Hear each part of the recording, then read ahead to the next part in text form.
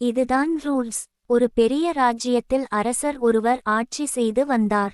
அவருக்கு மகன் ஒருவர் இருந்தார். அவருக்கு ஒரு குறை இருந்ததால் ராஜ்யத்தின் ஒரு சிறு பகுதியில் வசித்து வந்தார்.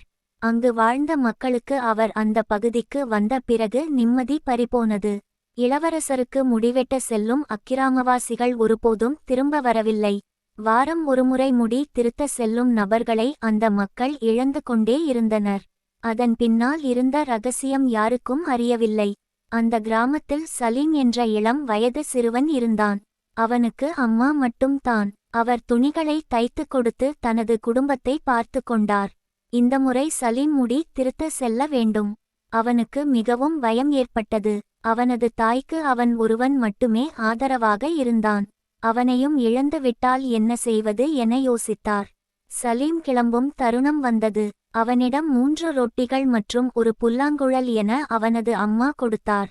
சலீம் அம்மா சொன்னார், உனக்கு உயிரே போகுமளவுக்கு பசியாக இருந்தாலும் இந்த ரொட்டியை நீ உண்ணக்கூடாது என கூறினார். சலீம் சரி அம்மா என கூறிவிட்டு நகர்ந்தான். இளவரசர் இருந்த இடத்திற்கு சிப்பாய்கள் அழைத்து சென்றனர். உள்ளே சென்ற சலீம் இளவரசருக்கு வணக்கம் சொல்லிவிட்டு முடி திருத்த தயாரானான். அங்குதான் அவனுக்கு அதிர்ச்சி காத்திருந்தது. இளவரசர் தலையில் இருந்த பாகையை கழட்டினார். அவர் தலையில் நீண்ட கொம்பு ஒன்று இருந்தது. சலீமுக்கு புரிந்தது.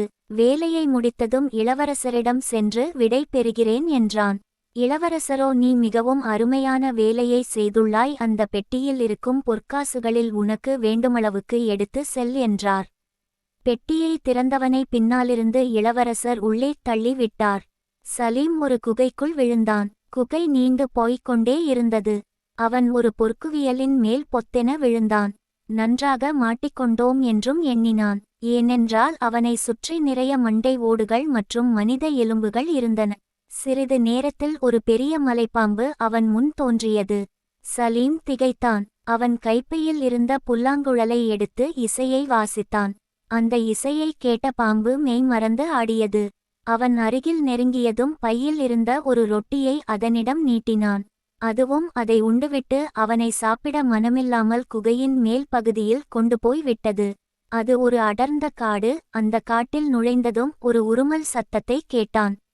சட்டென அவன் மேல் ஒரு வயதான நாய் பாய தயாரானது. அவன் ஓடி போய் ஒரு மரத்தின் கிளையில் அமர்ந்தான். கொப்பரையில் இட தயார் செய்தாள். சலீம் அவளிடம் எனக்கு ஒரு கடைசி ஆசை என்றான். அவளும் சரி என்ன என்றாள். சலீம் அவன் புல்லாங்குழலை இசைக்க வேண்டும் என்றான். அவளும் ஒப்புக்கொண்டாள். அவன் இசையை மீட்ட ஆரம்பித்ததும் அந்த இளம்பெண் தன்னை மறந்து நடனம் ஆடினாள். அவள் மேல் இருந்த கோட் கழண்டு விழுவது கூட அறியாமல் ஆடினாள். அது விழவும் அவள் ஒரு வயதான சூனியக்காரியை போன்று மாறினாள். அந்த கோட் விழுந்த இடத்தில் ஒரு வாடிய செடி இருந்தது. அது செழிப்பான செடியாக மாறியது. அதன் மகிமையை புரிந்து கொண்டான் சலீம். இசையால் திளைத்து போன சூனியக்காரிக்கு மீதம் இருந்த கடைசி ரொட்டியை கொடுத்தான். அவள் சாப்பிட்டுவிட்டு அந்த கோட்டை அவனிடம் கொடுத்து மகிழ்ச்சியாக இரு என்று கூறி வழி அனுப்பினாள். வீட்டிற்கு வந்த சலீம் இளவரசருக்கு தகுந்த பாடம் புகட்ட முடிவு செய்தான்.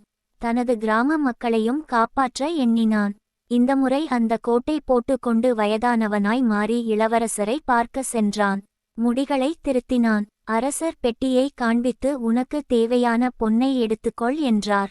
சலீம் அவரிடம் இங்கு நிறைய இருக்கிறது, எனக்கு இவ்வளவு வேண்டாம் என்றான்.